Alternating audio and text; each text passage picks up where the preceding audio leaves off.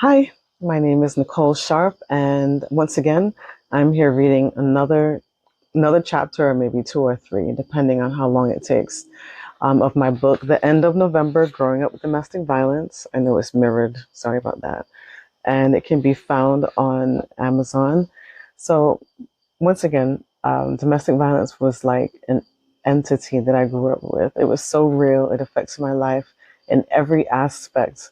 And I just wanted to write this book to help victims of domestic violence to know that they're not alone and there are support groups for them, and a lot more programs out there to help them than were out when my mom needed the help that she needed from my father.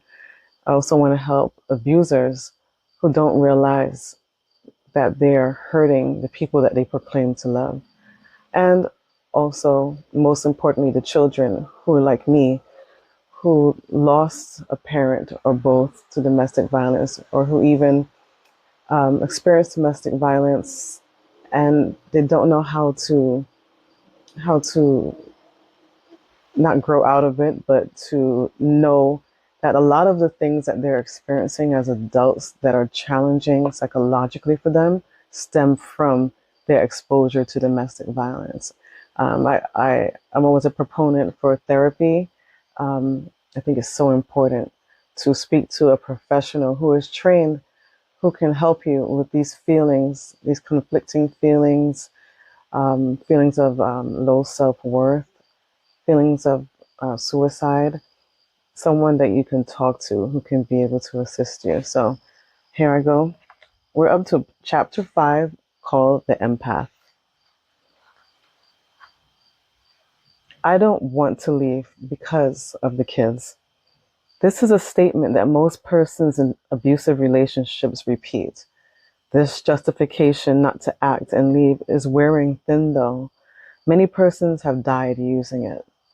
Granted, children naturally want their parents to stay together no matter what, and that's how I felt as well. They feel broken inside when the two halves of who they are separated. But imagine how broken a child feels each time they witness the abuse. Imagine for a moment how broken a child will be when they are burying one parent and the other is locked away in prison for their murder. Imagine them dead. Some adults feel a degree of empathy for others, but children are natural empaths. They are extraordinarily sensitive to everything that goes on around them, especially when it comes to someone they love dearly. Unknown to my father, I felt all of my mother's pain. I can't tell you how many times I saw my father beat my mother to a pulp in front of me. It didn't matter how much she tried to fight back, he would overpower her with heavy punches as if he were beating a man. My father had the habit of pretending to hug my mother in a headlock in front of me, and with a smile on his face, he would watch me and give her uppercuts to the gut and ribs as if I didn't have two eyes to see. Every time he punched her, he was punching me. Every time he kicked her, he was kicking me. Every time he slapped her around, called her derogatory names, and told her she was worthless, it felt as though he was doing all of these things to me. I remember in the Bible when God delivered the Jews from Babylon, he said to them, "He that is touching you is touching my eyeball." And that's from Zechariah 2:8. This is how sensitive I was to my mother's pain.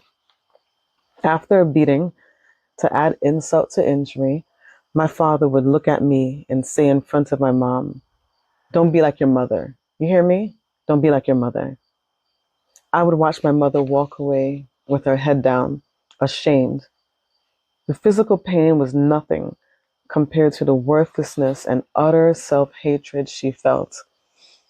Although I started out life chipper and full of energy and confidence, my diabolical family life made sure that I soon became shy and introverted. Like my mother, I developed a self-loathing. By the time I was about 10 years of age, I couldn't even look at myself in the mirror. I thought I was ugly and disgusting, and of course, I contemplated suicide. I remember banging my reflection in the mirror once because I hated myself so much. I wanted to break it, but I knew I would get in trouble, so I didn't. What I really want victims to understand is that children are very empathetic. They pick up everything you are experiencing, the good and the bad. You are in danger of losing your children emotionally, and your children are in danger of losing you if you stay in the abusive situation. It's not easy to pick up and go, but there are many programs and organizations that are specifically designed to help you and your family leave now. I wish many of the programs that exist today existed when my mother was still alive. Now, I could read more, but I just want to stop here because this is a very um, hurtful, emotional chapter called The Empath. I'm still very empathetic right now. I pick up people's feelings all around me. Um, so as a child, it was a defense mechanism I learned later, and I still have that defense mechanism. And it was important to me then, and it just became part of my fiber.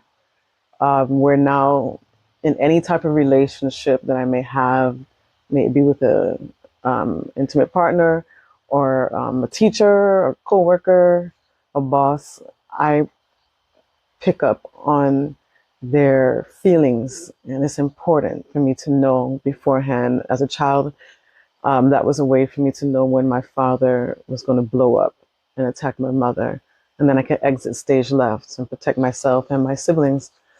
Um, I picked up on my mother's sadness. I know 100% what she was feeling when she was going through these tough times, and it hurt me a lot. And it started to carve me into a person who just didn't want to live. I love my father and I love my mom, but with my father attacking my mother the way he did, he was attacking me.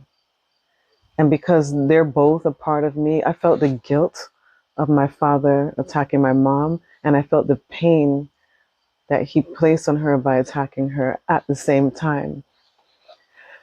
And this tore me. I can imagine other young people who are adults today, and young people, people who are young right now, who are experiencing these conflicting feelings and they don't understand why. See, I can look back after even going to classes and going to extensive therapy throughout my life. I can look back and now I can name, hey, this was that and this was that. But there are a lot of people who just don't go to therapy and they don't know. I've met many adults when I do speaking engagements who never told anyone of the domestic abuse that they experienced or that they witnessed in their household with their parents and other family members. And they would burst out in tears just telling me about it for the first time. It's so important to share, to find a trusted person that you can share these feelings with. They really do make us into the adults that we become, especially if we don't understand these feelings that we end up growing up with. We might start acting out these feelings. I do believe that many people who become victims, actually statistics show it, a lot of people who become victims of domestic violence as adults are that way because they grew up seeing domestic violence, or they might become an assailant as an adult. They might become very, very violent. They might end up in jail. Statistics also show that most people in jails for violent crimes have had toxic childhoods. So it's so important to be able to identify high risk children and get them the help that they need. Teachers, they have a lot of burdens upon them, not just to teach children, but be able to identify children who might need help. And it was hard to identify me because, and that might be the same story for many people because I was a straight A student. I did so well in school, and the mistake that many educators make is that when a child is doing well in school academically, everything must be fine with them. But no, I realized I did extremely well in school because that's what was expected of me by both my father and my mother. I wanted to do the best and be the best so that I can help them to love each other better, so that I can help. If I'm doing well as the oldest child, then maybe that will help them to treat one another better, help my father to treat my mother better. So I put burdens upon myself as a child to fix the family relationship. But a child can't do that. The adults have to do that. So I just wanted to stop and just have this little discourse afterwards, because children are very empathetic. They pick up on everything that happens around them. We have to be careful that our children are in healthy environments. Of course, parents will have disagreements, but try to have those in a healthy manner and try to have them away from the child. Children know everything that's going on, even if you try to hide. But let's learn to speak and communicate with one another in a more healthy manner. People shouldn't be yelling at one another. People shouldn't be hitting one another. People shouldn't be manipulating situations to try to hurt one another. That's gaslighting is a no-no.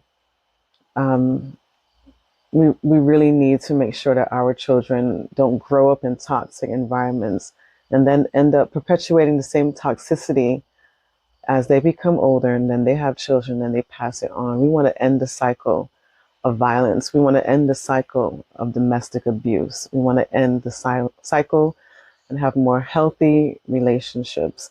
And for that reason, that's why I partnered with Bloom 365. It's an Arizona-based organization that has the initiative of teaching young people and other groups of people about healthy relationships versus unhealthy relationships. Because let's face it, if many of us grew up in toxic families, we don't really know what a healthy relationship is.